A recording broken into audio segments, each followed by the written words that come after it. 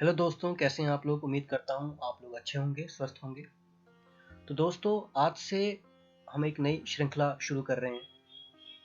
ये श्रीमद् भागवत गीता की श्रृंखला है, जिसके अंतर्गत हम सारे अध्यायों को अच्छे से पढ़ेंगे, उनके हर एक श्लोकों को अच्छे से पढ़ेंगे। अब आप लोगों ने बाकी सारी वीडियोस भी देखी होंगी यूट्यूब पे, जिसमें पूरी भागवत गीता 2 घंटे में, 4 घंटे में पूरी कर देते हैं। लेकिन ये श्रृंखला में ऐसा नहीं होगा। ये श्रृंखला में आपको 2-2 श्लोक या जैसा भी श्रीमद् भागवत गीता में लिखा हुआ है वैसे ही वीडियोस मिलेंगे। हो सकता है 10 मिनट की, हो सकता है 20 मिनट की, हो सकता है 15 मिनट की।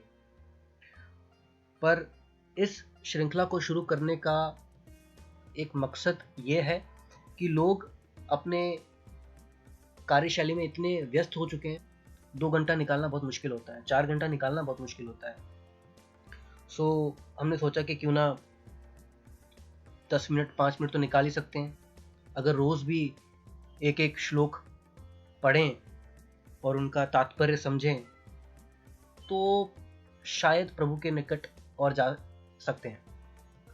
सो मैं और ज़्यादा आपका टाइम वेस्ट नहीं करूँगा। अगर आप लोग इस चैनल पे नए हैं तो मैं आपसे अनुरोध करूँगा कि इस चैनल को सब्सक्राइब करें और बेल आइकन भी ज़रूर दबाएं, सो दैट हमारी जितने भी आगे की वीडियोज़ हैं उनके सब नोटिफिकेशन आप तक पहुँचे। तो आज श्रीमद् भागवत गीता का पहला अध्याय शुरू करने जा रहा हूँ।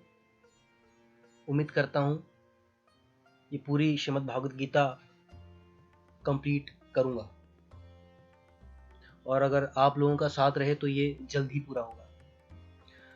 सो शुरू करते हैं। अध्याय 1, कुरुक्षेत्र के युद्ध स्थल में सैन्य निरीक्षण। धृतराष्ट्र उवाच। धर्मक्षेत्रे कुरुक्षेत्रे समवेता युयुत्सवः मामकाः पांडवाश्चैव किं कुर्वत संजय। धृतराष्ट्र ने कहा, हे संजय, धर्मभूमि कुरुक्षेत्र में युद्ध की इच्छा से एकत्र हुए मेरे तथा पांडु के पुत्रों ने क्या किया। तात्पर्य। श्रीमद् भागवत गीता एक बहुपठित आस्तिक विज्ञान है जो गीता महात्म्य में सार रूप में दिया हुआ है। इसमें यह उल्लेख है कि मनुष्य को चाहिए कि वह भगवान श्री कृष्ण के भक्त की सहायता से समीक्षण करते हुए श्रीमद् भागवत गीता का अध्ययन करे और स्वार्थ प्रेरित व्याख्याओं के बिना उसे समझने का प्रयास करे।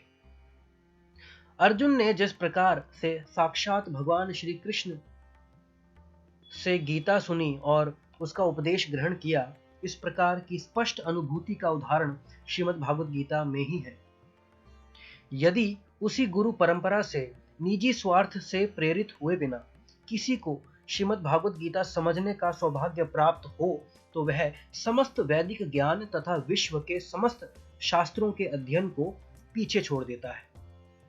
पाठक को श्रीमद् भागवत गीता में न केवल अन्य शास्त्रों की सारी बातें मिलेंगी, अपितु ऐसी बातें भी मिलेंगी जो अन्यत्र कहीं उपलब्ध नहीं है। यही गीता का विशिष्ट मानदंड है। स्वयं भगवान श्री कृष्ण जी ने साक्षात उच्चरित होने के कारण यह पूर्ण आस्तिक विज्ञान दिया है। महाभारत में वर्णित धृतराष्ट्र तथा संजय की वार्ताएं इस महान दृश्य के मूल सिद्धांत का कार्य करती हैं। माना जाता है कि इस दर्शन की प्रस्तुति कुरुक्षेत्र के युद्ध स्थल में हुई, जो वैदिक युग से पवित्र तीर्थ स्थल रहा है।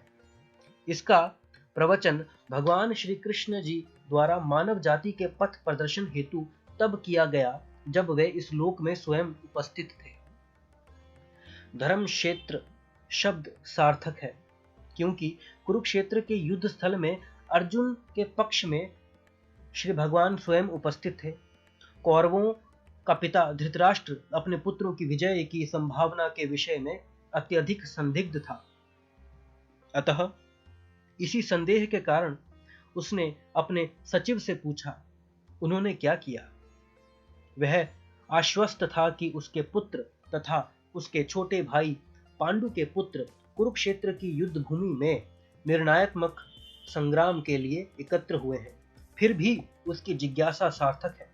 वह नहीं चाहता था कि भाइयों में कोई समझौता हो, अतः वह युद्ध भूमि में अपने पुत्रों की नियति के विषय में आश्वस्त होना चाह रहा था।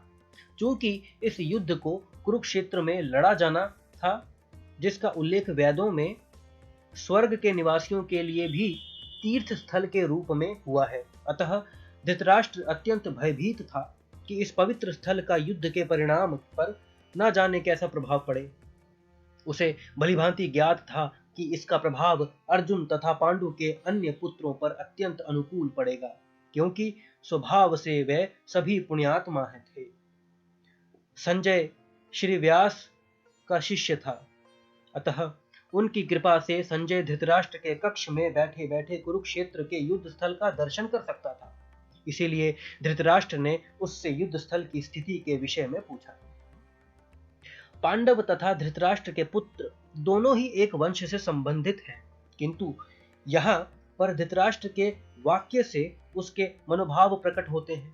उसने जानबूझकर अपने पुत्रों को कुरु कहा और पांडु के पुत्रों को वंश के उत्तराधिकारी से विलग कर दिया।